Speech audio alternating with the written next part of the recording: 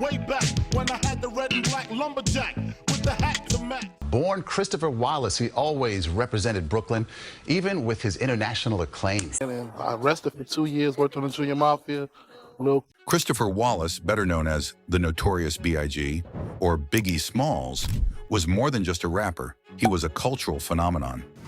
Born in Brooklyn, New York in 1972, Biggie's rise to fame was as meteoric as his life was tragically short. His story is one of immense talent, unshakable ambition, and the dark realities of fame and street life that ultimately consumed him. Biggie's early life was marked by struggle. I'm out, you know what I'm saying? Because he had a lot of pride. You know, his hands is filled with his water. You know, so he had to do his thing. But I just wanted to just... Raised by a single mother, Valletta Wallace, who worked tirelessly as a teacher, Christopher grew up in the Bedford Street neighborhood, an area synonymous with poverty and violence in the 70s and 80s. Despite these challenges, young Biggie displayed a natural gift for storytelling.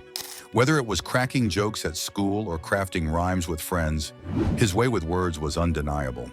His mother often described him as a bright and curious child, but one who was also deeply aware of the harsh realities around him. His teenage years, however, were a double-edged sword.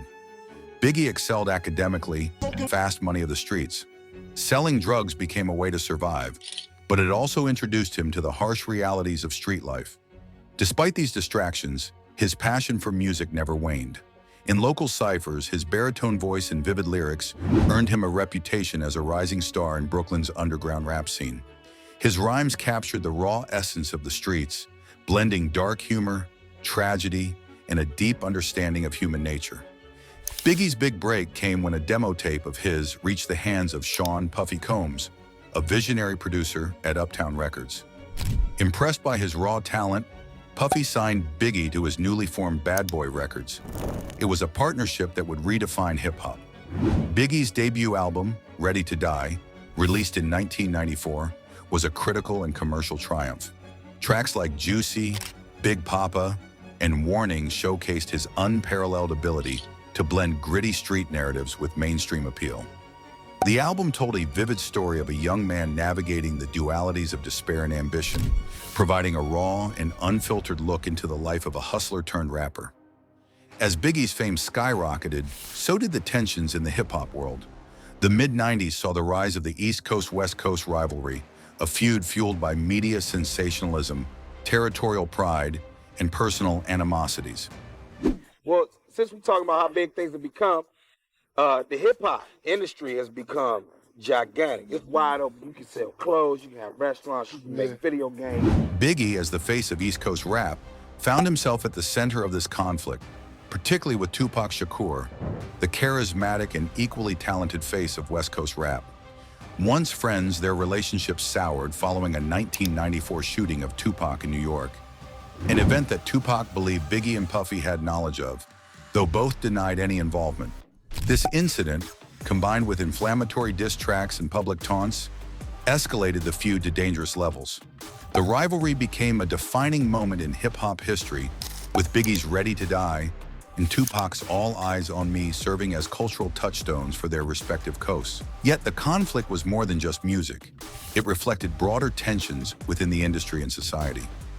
Biggie's success brought him wealth and fame, but also made him a target.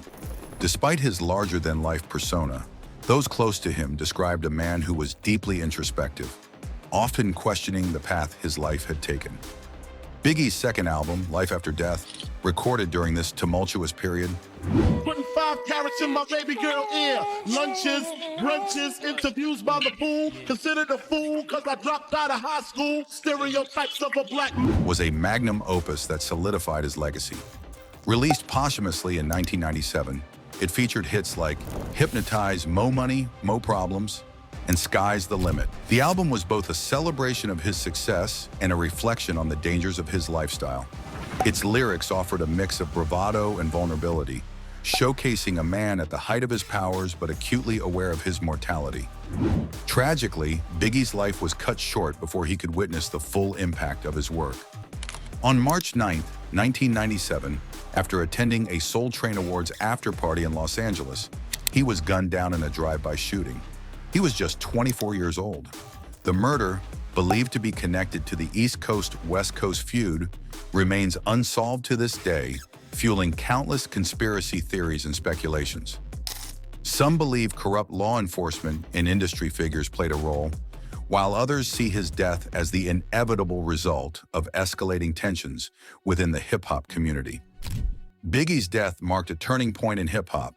It forced the industry to confront the real-world consequences of its rivalries and violence.